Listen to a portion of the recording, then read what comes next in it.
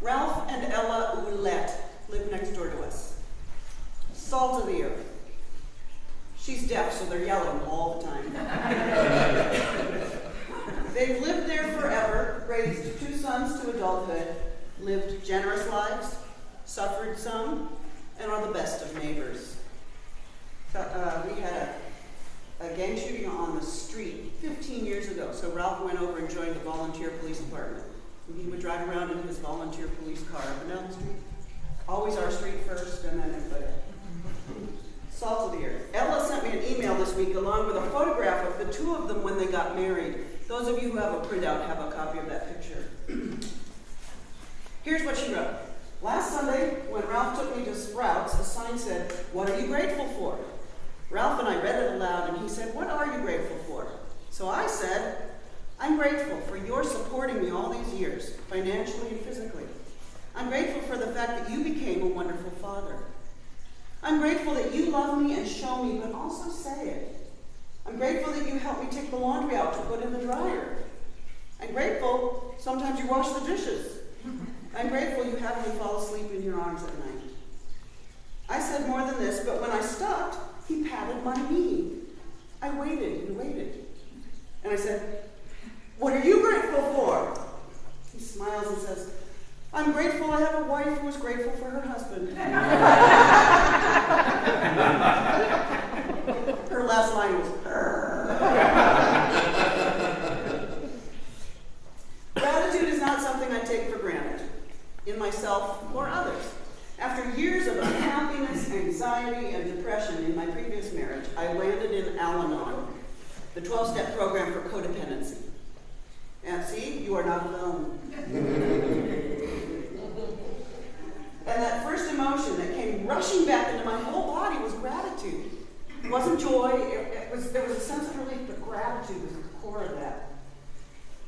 I was grateful for the support of others, that I no longer felt alone. I was grateful for a new way of thinking about all my relationships. I was grateful for my tough love brother who told me to stop complaining and do something about my situation. I was grateful for the lessons that my qualifier had taught me. That was a big step for me, to be grateful for the one who put me in Al-Anon, right? He qualified me for it, and then I found out that 3 of my grandparents were also alcoholics, so he wasn't the only qualifier. I was grateful for everything, and actually began writing thank you notes to everyone I could think of, including Hillary Clinton, who was working with women in Africa and around the world at the time. There were no bounds to my gratitude.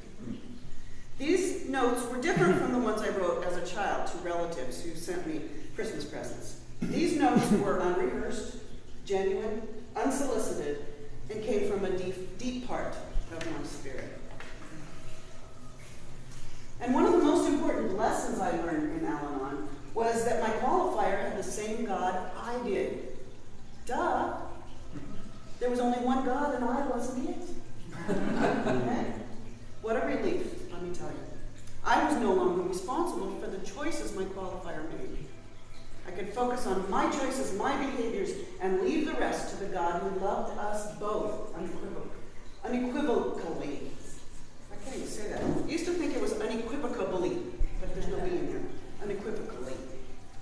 Another essential lesson I learned from my 12-step program is the power of repetitive practice. Every meeting began with readings, the same readings every time, week in, day out, year in, year out. It was a way to undo the kind of thinking that led us into damaging relationships and rebuild healthier thought patterns leading to healthier choices. It was formulaic, reliable, and orderly for those of us coming from unreliable and chaotic circumstances.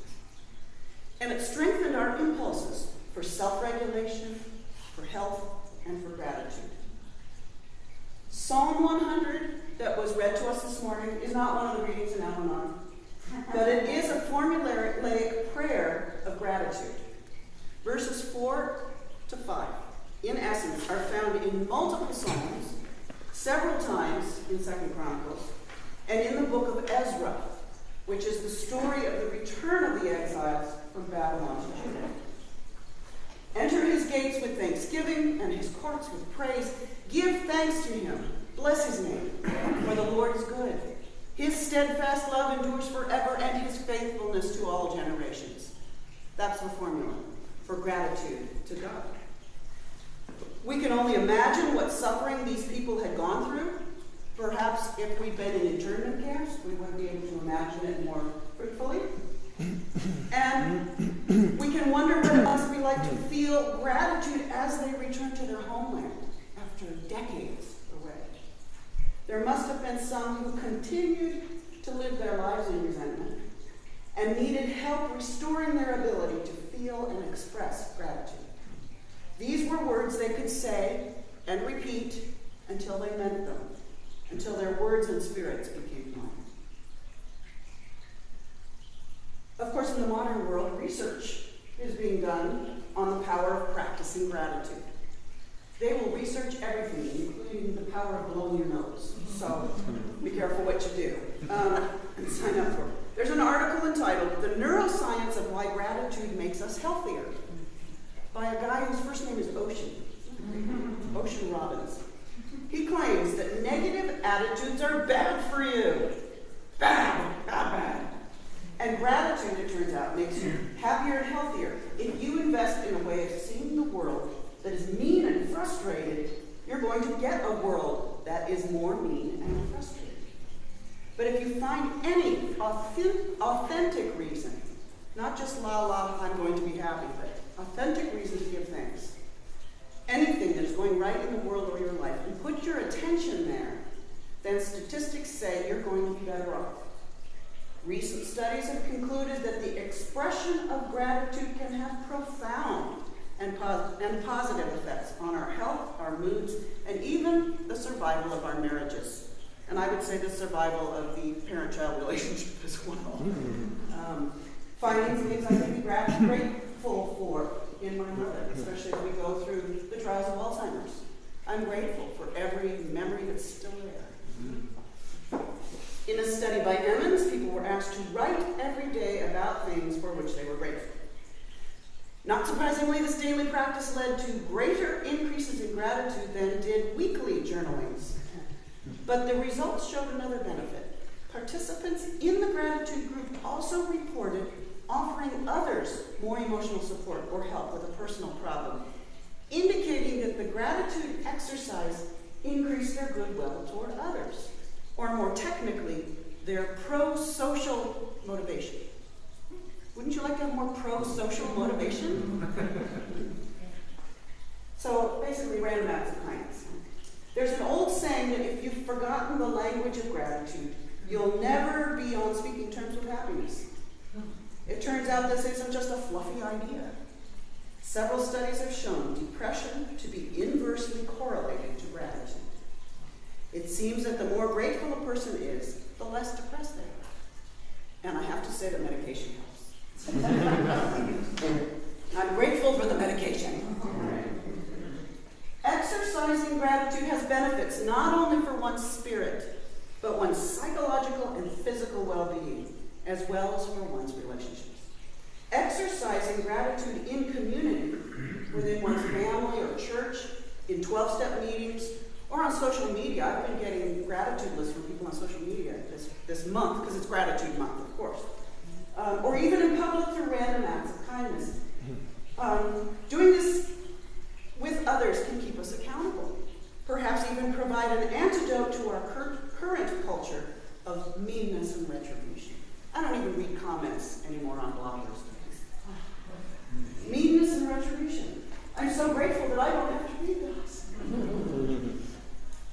Ruth Newbell, psychotherapist, poet, photographer, writes that the opposite of gratitude is self-absorption, which comes in many forms. Guilt, entitlement, manipulating others, never being able to say you're sorry. There was a whole movie about that problem. Inability to let go of anger, rumination, fears, and anxiety. Interesting that rumination is a negative. Maybe that's like chronic rumination. Yeah. About me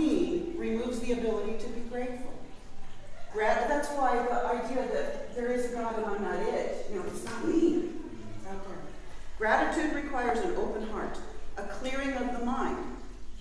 Space. Space which gratitude can fill. Gratitude requires huge spaciousness, she says. So I want to make some space right now. And let's have some time to think about those things that inspire us to be grateful.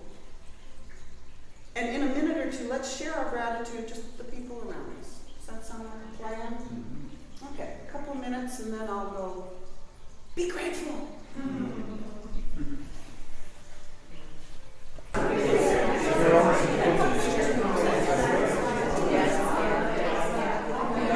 God is good.